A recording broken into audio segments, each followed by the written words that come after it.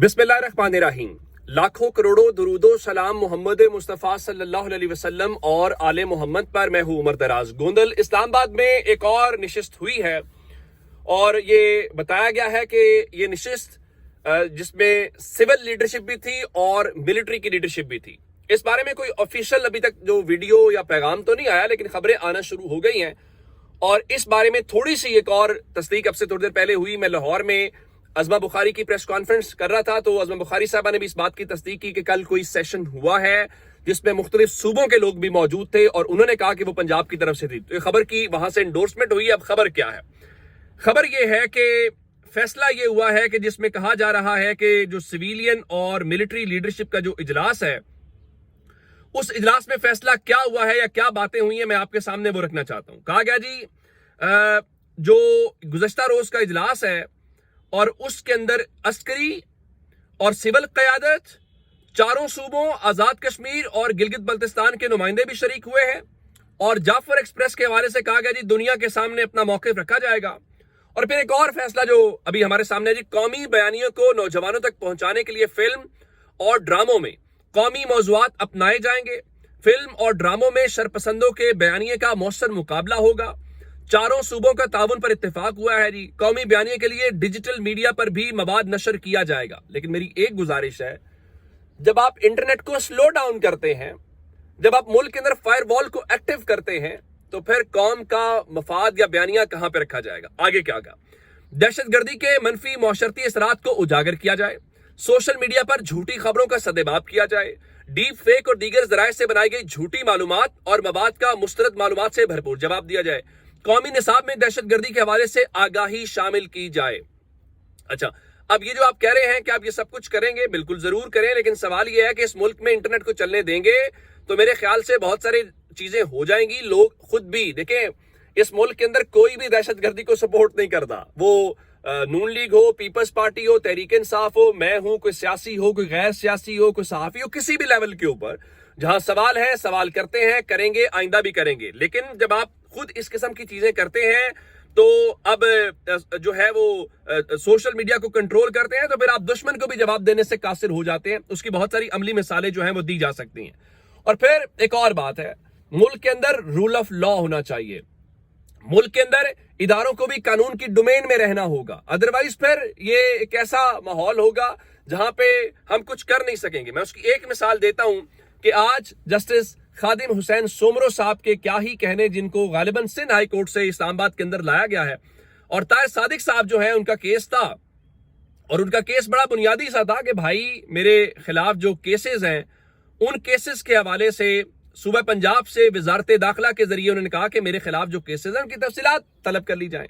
और ये मामूल की कार्रवाई है, जैसे सुप्रीम कोर्ट भी मांग लेती है या पूछ लिया जाता है जी बता दें, और क्या होगा कि ऑर्डर आईजी को आएगा या होम डिपार्टमेंट को आएगा कि आप बता दें। तो आप हैरान इस बात के ऊपर होंगे कि खादिम हुसैन सोमरो साहब ने ताहिर सादिक साहब की ये जो दरखास्त है, उनकी इस दरखास्त को मुस्तरद कर दिया है। अच्छा, वो मुस्तरद क्यों किया है, उसके ऊपर जब आप कुछ सुनेंगे तो आप हैरान हो जाएंगे। तो उन्होंने कहा जी वजारत दाखिला को भी नोटिस करने की जरूरत नहीं है। कोई दहशतगर्दी हो या बड़ा मामला हो तो वजारत दाखिला को नोटिस करें। ये तो सारे सियासी केसेस होते हैं, लिहाजा वजारत दाखिला की बजाय पुलिस और FIA से जवाब तलब कर लेते हैं। और इवन यहां तक बात हुई, जब वजारत दिफा वाला मैटर हुआ तो मतलब लाहौर हाई कोर्ट के जो जज साहबा थी, उन्होंने कहा जी हम वजारत दिफा को या सेक्रेटरी दिफा को नोटिस क्यों जारी करें, क्योंकि वो तो फौजी अफसर हैं, हालांकि वो रिटायर हैं। तो अब खादिम हुसैन सोमरो कहते हैं कि वजारत दाखिला को नोटिस क्यों करें, हम उनके मातहत इदारों को करेंगे। तो ये जो प्रेसिडेंट सेट कर रहे हैं, ये प्रेसिडेंट बहुत एक खतरनाक किस्म का है। और जब वो ये कह रहे हैं, फिर जनाब ने फरमाया कि पहले ऐसा होता रहा होगा, लेकिन हम कानून के मुताबिक चलेंगे।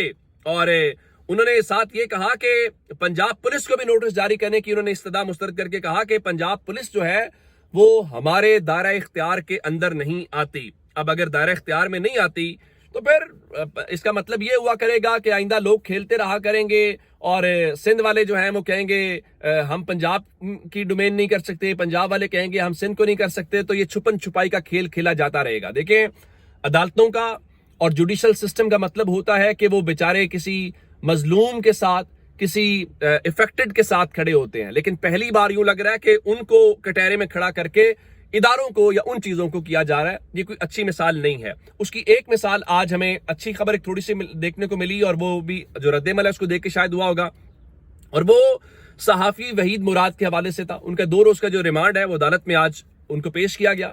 تو عدالت نے ان کو جوڈیشل ریمانڈ کیا، جس کے بعد ان کے وکلا نے جو ضمانت کی درخواست ہے وہ دائر کی، تو عدالت نے ان کو 50,000 روپے کے مچلکوں کی عوض ضمانت پہ رہا کرنے کا حکم دیا، جس کے بعد انہوں نے عدالت سے استدعا کی کہ مچلکوں کی جو رقم ہے اس کو 50 کی بجائے 20,000 کریں، جس کے بعد جمع کروایا گیا اور ان کی روپکار جمع ہو گئی، جس کے بعد اسلام آباد کچہری سے ہی ان کو رہا کر دیا گیا. تو ان کی جان تو چھوٹ گئی. لیکن دوسری جانب ہم نے کراچی میں دیکھا کہ فرحان ملک صاحب جو ہیں ان کو ایک کیس میں جب ان کو جوڈیشل کیا گیا تو دوسرے کیس کے اندر ان کی گرفتاری ڈالی گئی.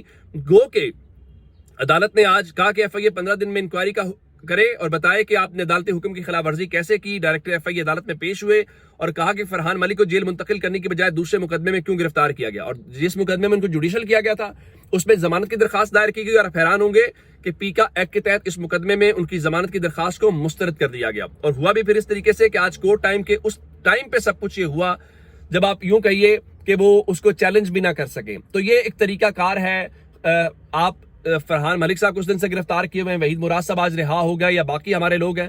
تو کہنے کا مطلب ہے یہ میسج ہے ہم سب کے لیے کہ بھائی آپ جو ہے وہ یا تیار ہو جائیں یا پھر باری باری سب جو ہیں وہ اس طرح سے چیزیں ہوتی رہیں گی. تو چلیں اگر ایسا ہے تو پھر ہم دعا ہی کر سکتے ہیں اور یہ کہہ سکتے ہیں کہ اگر جو پہلے والا وقت ہے وہ نہیں رہا تو انشاءاللہ جو وقت ہے وہ یہ بھی نہیں رہنا. اب آتے ہیں مریم نواز شریف صاحبہ کے حوالے سے. مریم نواز شریف صاحبہ نے پنجاب میں گندم نہیں خریدی. ڈان اخبار کی رپورٹ ہے کہ جن علاقوں میں گندم ہوتی ہے وہاں پہ گندم کی پیداوار پہلے سے کم ہے.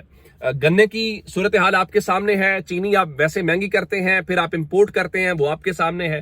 پھر بی ایچ یوز کو آؤٹ سورس کیا گیا. پھر تعلیمی اداروں کو 13,000 کے قریب غالباً وہ نمبر تھا یا کم و بیش جو ہے وہ کیا گیا. اب اگلی خبر سن لیجئے. اب اگلی خبر یہ ہے کہ مریم نواز شریف صاحبہ گئی تھی یہاں پہ میو ہاسپٹل میں، ایم ایس کو معطل کر دیا. جنو ہاسپٹل میں گئیں، ایم ایس کو معطل کر دیا. اس کے ساتھ جو علامہ اقبال میڈیکل کالج کے پرنسپل ہیں ان کو کر دیا.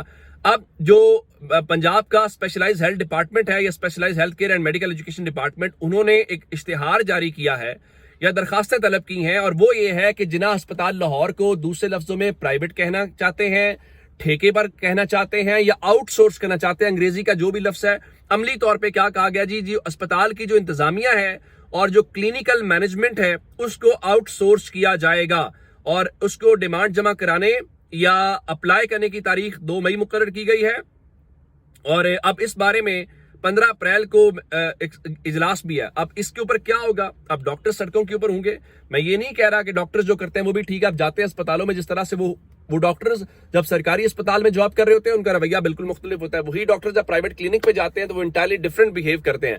یہ باتیں بھی اپنی جگہ پہ ٹھیک ہیں، اس کو بھی نہیں کیا جا سکتا. لیکن اگر گورنمنٹ نے ایجوکیشن سیکٹر بھی آؤٹ سورس کرنا ہے، گورنمنٹ نے ہیلتھ سیکٹر بھی آؤٹ سورس کرنا ہے، گورنمنٹ نے گندم بھی نہیں خریدنی، تو پھر آپ کس لیے ہیں؟